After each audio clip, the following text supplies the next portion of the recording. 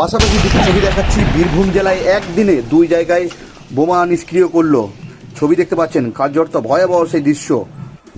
বীরভূম জেলার নানুর বিধানসভার অন্তর্গত লাউদহা অজয় নদের তীর থেকে উদ্ধার হয় দ্বিতীয় বিশ্বযুদ্ধের সময় ব্যবহৃত বোমা, এবং সেই বোমা নিষ্ক্রিয় করল ভারতীয় সেনাবাহিনী। অন্যদিকে লাভপুর বিধানসভার অন্তর্গত কিন্নাহার থানার কাজীপাড়া এলাকায় সেখানে 13টি মতো বোমা উদ্ধার হয়েছিল। সেই বোমাগুলিকে নিষ্ক্রিয় করলো কিন্নাহার থানার পুলিশ।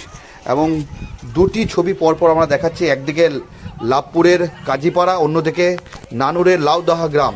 এই লাউদহা গ্রামেই দ্বিতীয় বিশ্বযুদ্ধের সময় ব্যবহৃত বোমা, সেই বোমা উদ্ধার হয়েছিল এবং সেটিকে নিষ্ক্রিয় করলো ভারতীয় সেনাবাহিনী।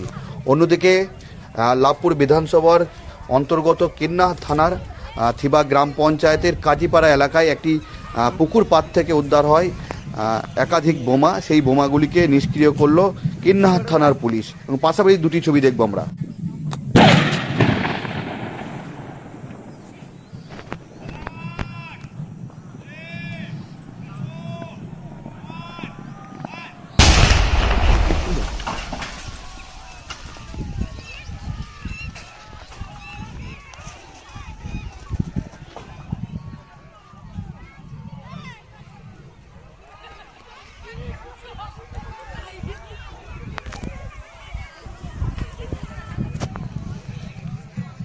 সাংঘাতিক ছিল।